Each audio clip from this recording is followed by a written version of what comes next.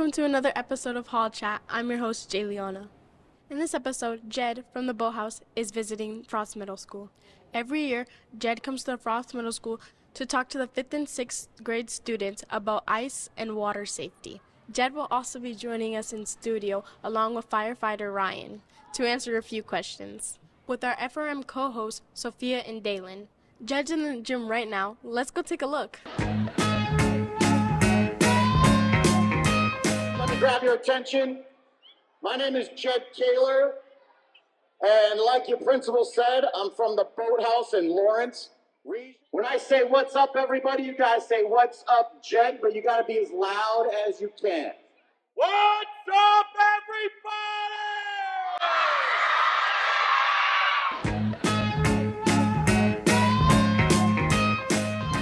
Joining us now is Boathouse Jed.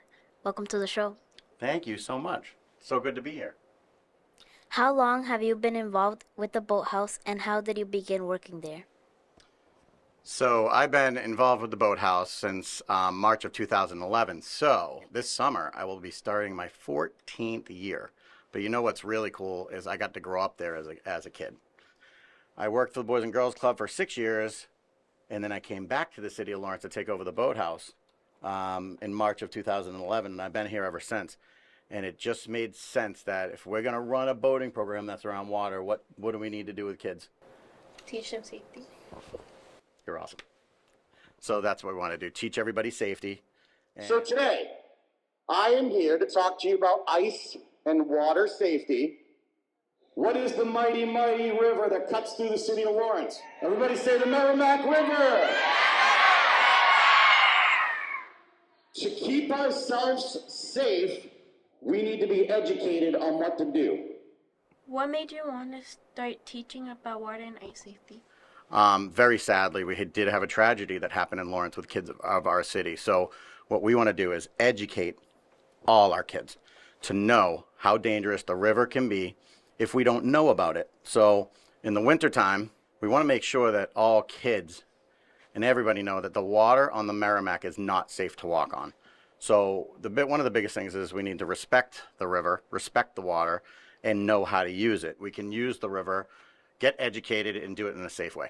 So this is what I see people do all the time. They walk up to the edge of the river and they tap it. That's why the river tricks you. You step on the side, you think it's solid, and then you take like some walks out, and what happens? You go in. If somebody falls through the ice, we don't add to the problem. We reach or throw, but we never go. How long have you been going to schools and hosting the water and ice safety presentations? So we've been going into the schools and hosting the ice and water safety presentations since the winter of 2011. So we have the Weatherby School that's down by Riverfront Park. That's along the river. We have the Frost School. That's walking distance for all our kids to walk right down to the river. We also have South Lawrence East, which has a pool that is located right next to it. We do as many schools as we can in Lawrence, but we started with those 3 schools because of their vicinity to how close they are to the water. I promise! Never! Walk on the ice! What are some ways you can stay safe with dealing with water or ice emergencies? So first off, one of the biggest things is something that we did today, the ice and water safety shows, where I come and the fire department joins me and we educate everybody. So we use the ice and water safety chants. Be cool, follow the rules. Reach or throw, don't go. Look before you leap, and think so you don't sink. The reason we teach these is because, you know, the kids are going to be around water at some point. But doing the right thing around water is a big thing. Like the reach or throw, don't go method means if one person's in trouble and another person jumps into the water or walks on the ice to help out, now how many people in trouble? 2. Very good. We don't want to add to the problem. So other ways to keep ourselves safe is it's not just about ice and water safety. It's also about summertime. So if you go out on a small boat, what do you always wear? A life jacket, right? Keep ourselves safe. So if we go to Hampton Beach, do we go by ourselves? No. Nope. We always go with an adult, friends, family. And then even if our family is at the beach and they're sitting in beach chairs, Should we go in the water by ourselves? No. But if you're with a friend in the water and you go under a wave, is that friend going to know you're missing right away? Yeah.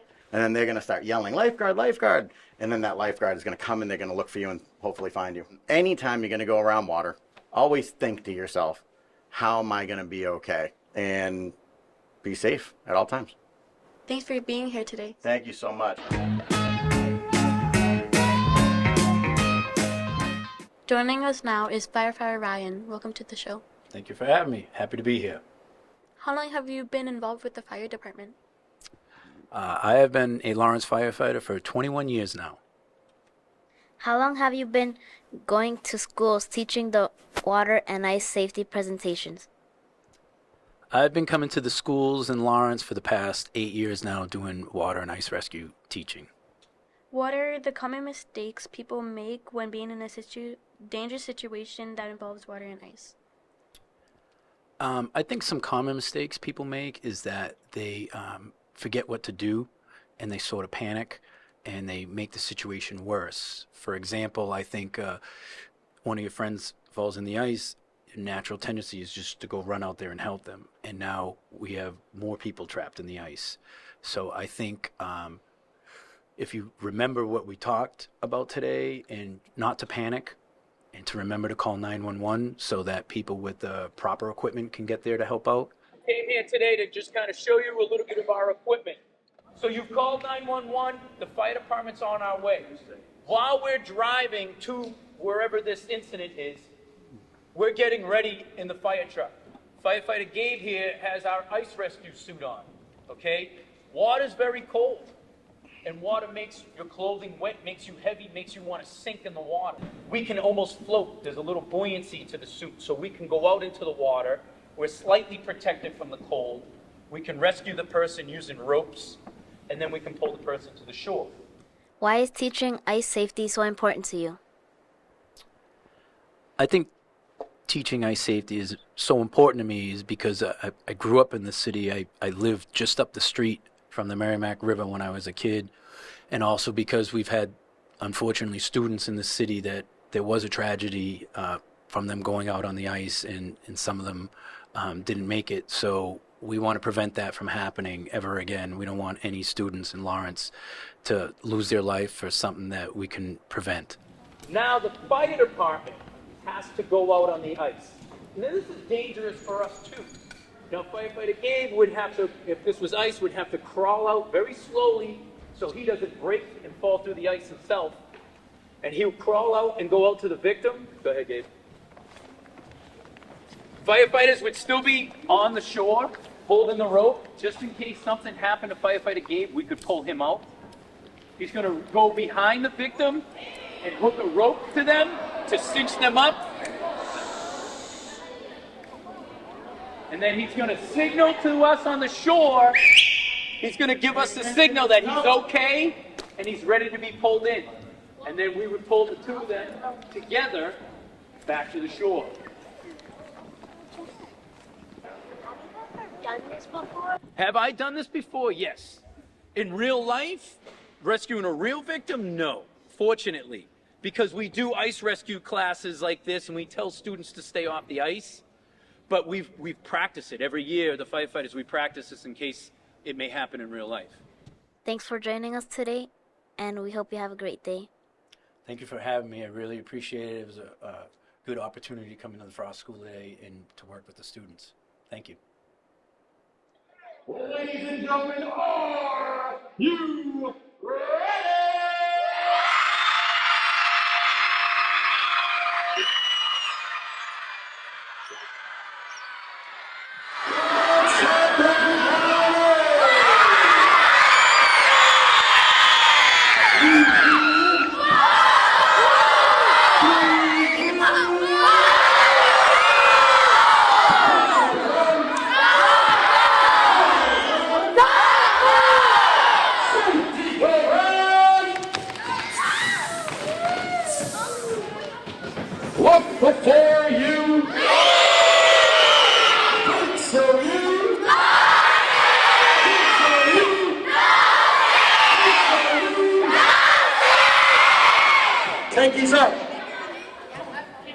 fire department, to the police department, to you teachers that are in your room, to the principal, to myself, and all the people that love you. I promise!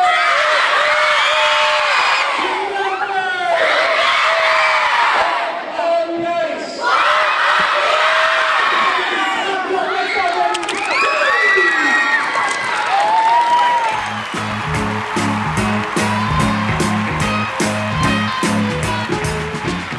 Can't stay inside all day.